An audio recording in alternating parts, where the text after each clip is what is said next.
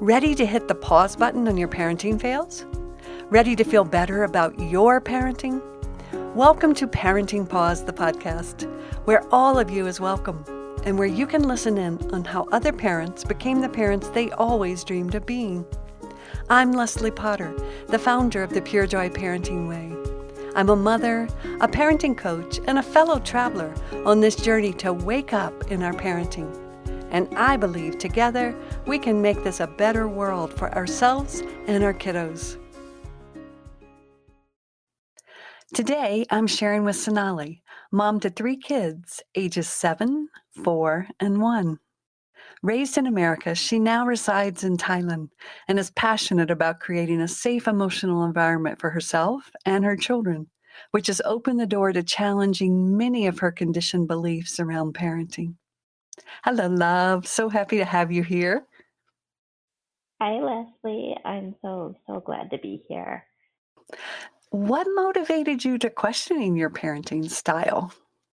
My eldest son, I tried everything with him. I tried consequences when he wouldn't tidy up his toys, only to have the whole house torn to pieces.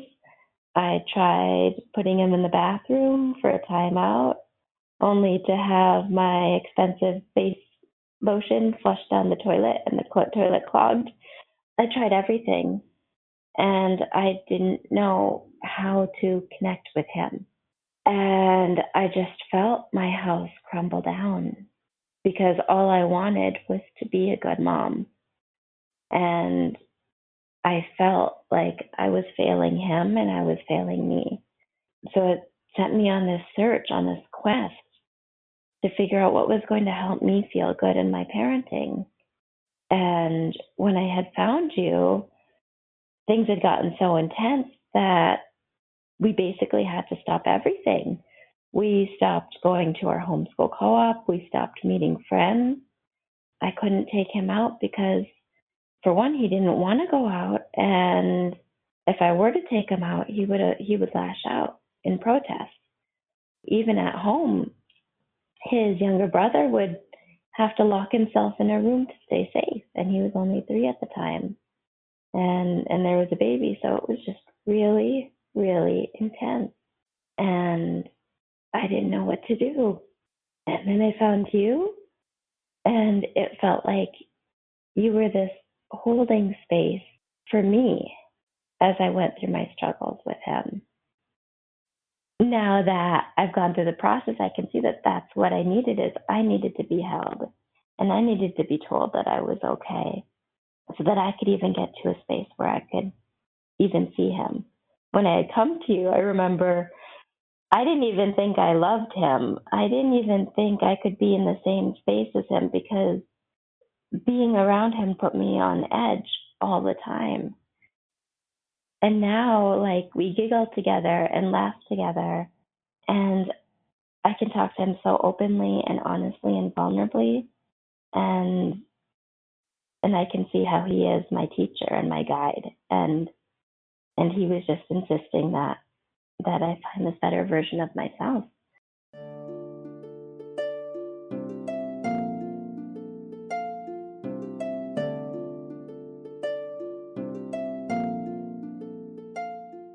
Oh, what a beautiful story. I just got little chill bumps all over. So I'm sure the folks that are listening are going, well, how did you get there? I mean, that's a big, big leap. And I remember when you first came, I remember how hopeless you felt. I remember you felt Yeah. like, can I just get rid of him? Can I just anything? And that's I just want to say thank you for sharing this because that's such a painful, painful place inside to actually see our children and not know what to do and feel like I can't do this, right? It was so painful to not know what to do to help him, and then to see him, and every time I saw him, to see my failure. And I did just want to run away from him. I did just fantasize about not having him. And it's so hard to say that right now, but to know that that's not at all how I feel right now. That in that moment, I was really just trying to run away from myself and from all the fears I was having and all my anxieties and all the feelings that I had locked so far down and I was afraid to look at. So, walk us through that journey a bit. What were some of those feelings that you began to awaken to? I know you took on the safe seat process pretty strongly. And what was some of the I, discovery that you found? for me, and I still struggle with this, a big one is powerlessness. When he was enraged and screaming and hitting me and kicking me and scratching me, as much as that set me in rage, it hurt my heart at its core to see him attack his brother. Because once I had the baby, I didn't know how to keep both the little ones safe at the same time. And I felt so powerless. And I didn't know how to keep him safe. He would be saying, "You're not keeping me safe." And I just didn't know what to do. Even talking about it, I can feel like nausea in my stomach because I didn't know what to do to feel at peace with the way we were. And So, really just by sitting down, like I would do it in the moments where it wasn't extreme danger, of course. Like I asked him to do something and he wouldn't do it and I would just sit down. And he got used to it. He'd even send me to my safe seat. mhm. Because I'd tell him that's what I was doing. I'd be like, "I'm going to go. This is where I'm going to go. And I'm going to sit down here instead of yelling at you. And so if you see me starting to get worked up, that's where I need to go." And so he would say, "Mama, go to your safe seat." I love that. So, walk us through this. You get to your safe seat. What would happen in that safe seat for you? I would sit down. I would put my hand on my heart and I would take a couple deep breaths. And I would just sit. And if I had the mental capacity to figure out what I was feeling, I would go that far. Now, when I sit down in my safe seat or safe space or just even walking, I'll ask myself, what's the message? Why am I getting frustrated? What's the rage about? Why am I feeling sad? What's the message behind the sadness? And then I start to have this conversation with myself. I'm really frustrated because I asked him to grab a plate for his sister and he refused. And gee, it makes me feel like I have no control over what goes on and that he doesn't feel connected to me to listen. And I'd say, "Okay, tell me more. What is it that you desire?"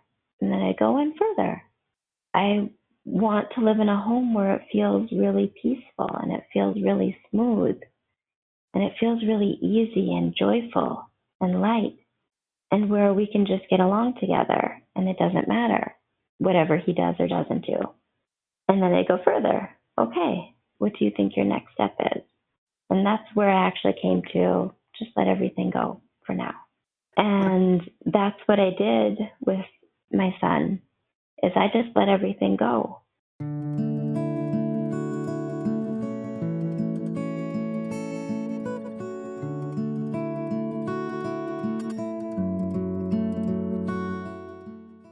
I homeschool and we stopped homeschooling for 6 months. We stopped our homeschool co-op. We stopped meeting people. I stopped asking him to do his chores around the house. If he asked me to get him dressed, I just got him dressed. And by taking all expectation off of him, it freed up space for me to see him. But yeah, the safe seat just started to let me feel comfortable with what I was feeling and to know that it was okay to feel that feeling. And actually, I could get curious about it.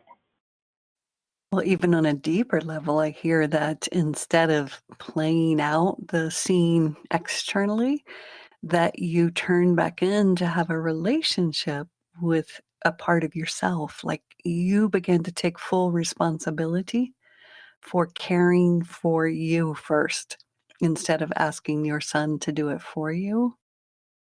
Yeah, yeah, that's exactly what it is I started to have the relationship with myself instead of asking my son to be something so that I wouldn't have to have that relationship with those uncomfortable feelings. Whoa, right? Yeah. I mean, Right? it takes my breath You away. don't have to fit. You don't have to fit my mold. You don't have to be this thing so that I don't feel these uncomfortable things. Even now, we still practice that.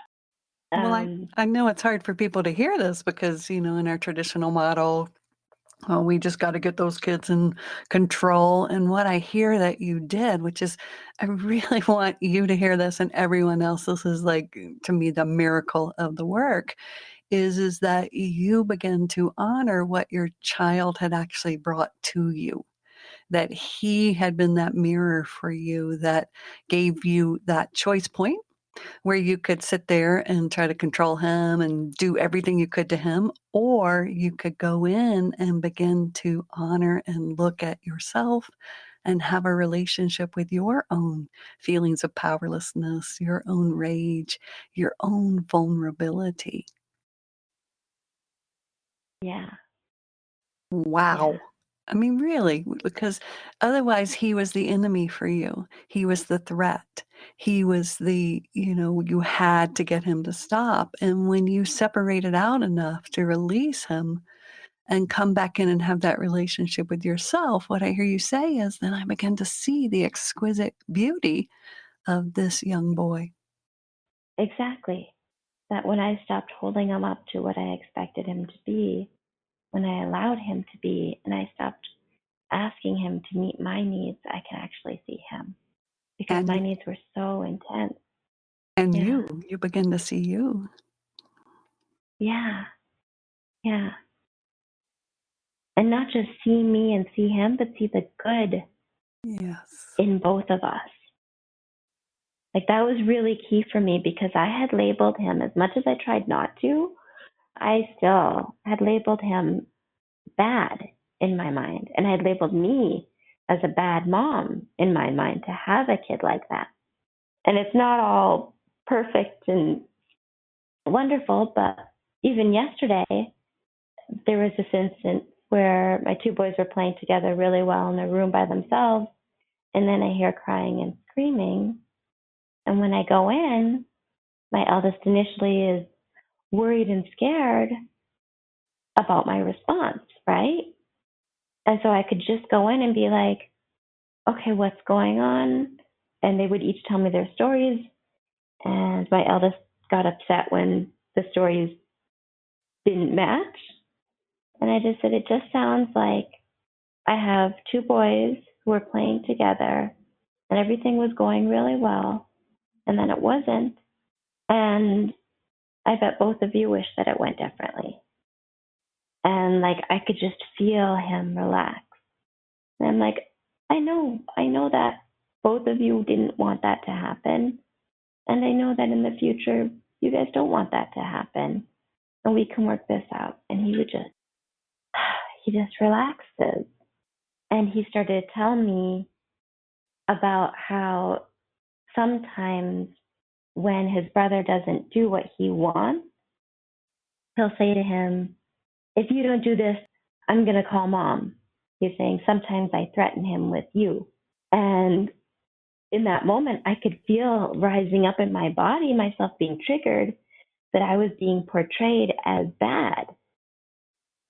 And I was able to diffuse it by saying, I'm so glad we have a relationship that's open enough and where you feel safe enough to tell me that. It felt like we were all healing in that moment. Yeah. So I know folks who are listening are probably going, "Yeah, right." But this is my experience too, when I really, really chose to do the work on myself and released my beautiful daughter who was much like your son, who had a lot of trauma. And when I Uh-huh. began to release her from, you know, being the location of my own shadow, my own darkness, and I began to bring that home and have a relationship, this miracle began to happen in my capacity, as you're just describing so beautiful in that example. I began to have this capacity to create that life that I wanted, which you're talking about, to find that peace, to find that connection. But it was an internal shift that happened, not an external control. Yeah, exactly. Because I could have responded so differently in that situation. I We, could have, me from a year ago would have yeah. gone in and yelled at him and told him he's not supposed to, like he knows not to do that. And why did he do that? Instead of going in curious and wondering, okay, what happened? I know everybody's good here. I know nobody wanted that to happen. So let's figure it out. And people might be thinking, yeah, right. But before I got in there, there was crying. So it was not all perfect. It still is not all perfect. I just feel like every day we're getting a little bit stronger and a little bit better. And we're all building resilience.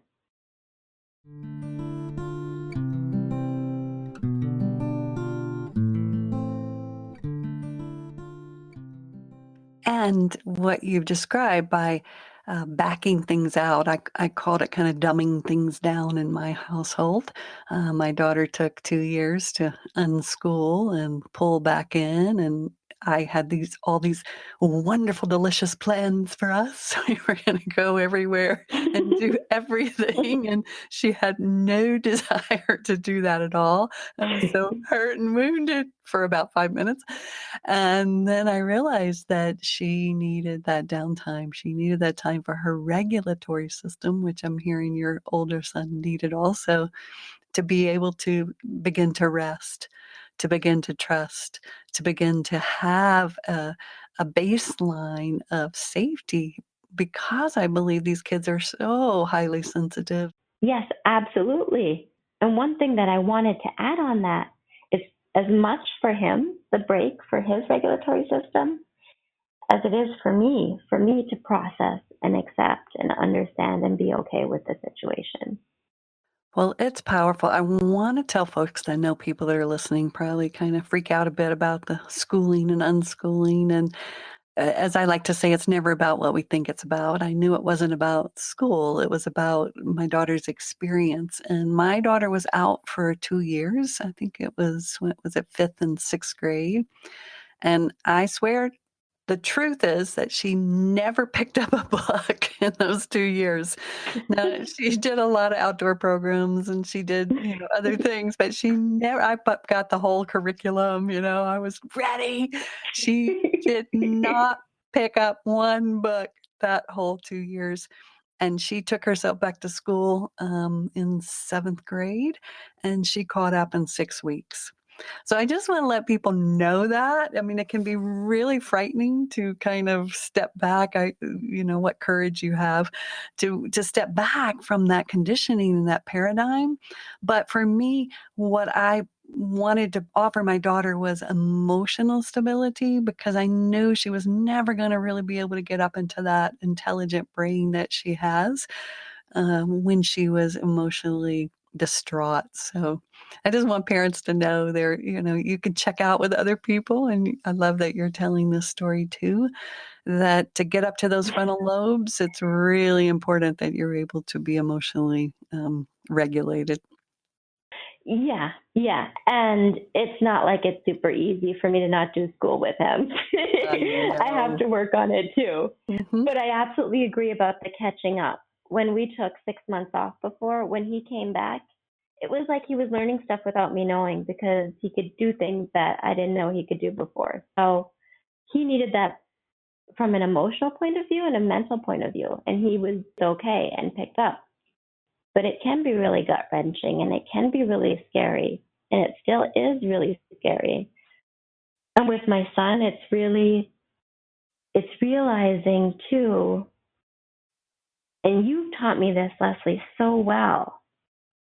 It's not about trying to get them to do something, but it's allowing them to have their own internal process and their own then desire to do something. So they're driven to do it. And he just really insisted on me seeing that. So he flat out had refused to do school. I learned that from you. to trust his desire, that he's going to do what's right for him. Because I was really, before, trying to have him live the way that I wanted him to live. And even at 7 or at 6 at the time, he knew that he didn't want to do things that way, that he had his own desires for how he wanted to do things. Well, I think this is one of the hardest things in the traditional paradigm. Being a parent, we think that we're supposed to be this great authority and we're supposed to know, and it's really scary to really separate out and begin to create that ground of being to really listen. So I always tell parents, we want to see, hear, and validate our children because they do have their own GPS. Yeah, he was like, well, I'm going here, so support me or not, that's where I'm going. And it was so hard because his high values were so different and are so different from my high values. If it were up to me, we would wake up every morning with a smile on our face and sit down and study out of our beautiful, beautiful books and all our beautiful curriculum that I have too. But that's not the way he works. That's just not how he learns. And it's a huge lesson for me in acceptance. And then following, how do I say this? About acknowledging his desire and nurturing his desires, and then guiding him in our world to be the best version of him, to be who he naturally is. Well, the beauty of the story that you're telling is that that's actually what you're doing with yourself and in your Yes. right? Yes. And that's the beauty of your work. It's like, oh, I'm doing this for my children, but actually I'm the one that's benefiting, right? Like, I'm learning Absolutely. now finally to tap into what it is I actually want in my life and Yeah. how that might not be the same as what everybody thinks I should be doing. And that's totally fine. Like, I'm allowed to go and do my own thing, and it might be different from what my family is doing, and that's okay because that's who I am. And that is such a tough lesson for me.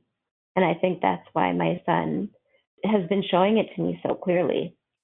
Well, I know you're in one of my care groups, which are so yummy and delicious, and I know you've been getting that reflection from a lot of the mamas in that group.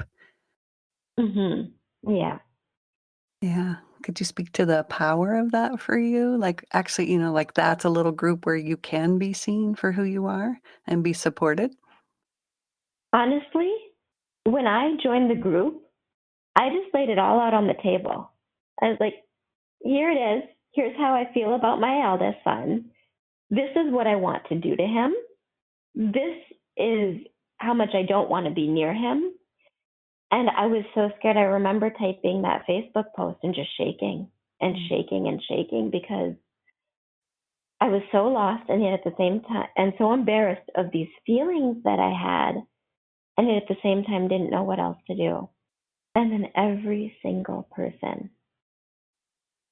responded like holding me, like wrapping me in a blanket, offering me hugs, sending me love, trusting in my goodness, which I couldn't even believe in at that time. I couldn't believe that I was a good person. I couldn't believe, I wasn't ready to believe that I was worthy of anybody being kind to me. And here they were, these women that I just got to know, offering me compassion for something I couldn't even offer myself compassion for.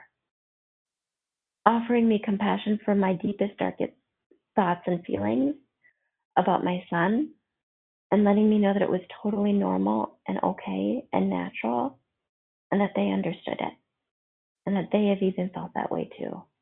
That group has walked me through and held my hand and has created such an incredibly amazing, strong, powerful, beautiful container for me to grow in. I don't have the words to express how I feel for that group because that was the first time where I got to show up as me and see what would happen. And I played and I tested and I showed all the dark corners of myself, and I'm still showing them. And whenever I do, love always comes back to me. What a gift. And I just want to let folks know, if you're interested in hearing more about one of the small groups that come together, they're like 6 to 8 parents that we come together to wrap each other in this unconditional kindness. And that is our mission when we come together. And I so appreciate you, dear, for having the courage to bring that. I mean, I can just hear your readiness. You were so incredibly ready. And I want folks to know often our children, I was the same way. The reason I came to this work was because I was suffering so deeply and I knew there had to be a way out or a way through. I knew it. And I keep hearing this in your story that instead of collapsing, instead of losing it, you just kept bringing that intention and that courage to find another way. And you did. Yes, I finally did. This is the power of love. We often think the power of love is everything should look all peaceful and loving and beautiful, and our children should be well behaved in our little fantasy. But this is a story about the power of love that he, brought such a deep, deep connection for you back to yourself and a reminder that you can be all of who you are also. And I also want to share with everyone, we've been talking a little bit about the Safe Seat process. You can download that at purejoyparenting.com for free. And we've also been talking about the small groups that I lead, and there's information on the site there if you'd like to check that out more. But thank you for being here, love. Thank you so much for having me. Thank you to Sonali for sharing her powerful story of working with her son's fierce aggression while finding the way to her tender heart. Parenting Paused is produced by Kim Paletti at Sound Mind Productions. Music by Jan Perchik. You can find the show notes at www.purejoyparenting.com, where you'll get access to the foundational practice of Pure Joy, the Safe Seat, and find links to relevant topics, as well as a transcription of the show. And if this work inspires you, and you would like to practice, come join us in my free Pure Joy Parenting Practice group. You'll find the link in the show notes. Thank you for being here today and listening to the Parenting Pause podcast, your partner and support in finding the joy in yourself and with your children. And remember, if you're about to scream, pause.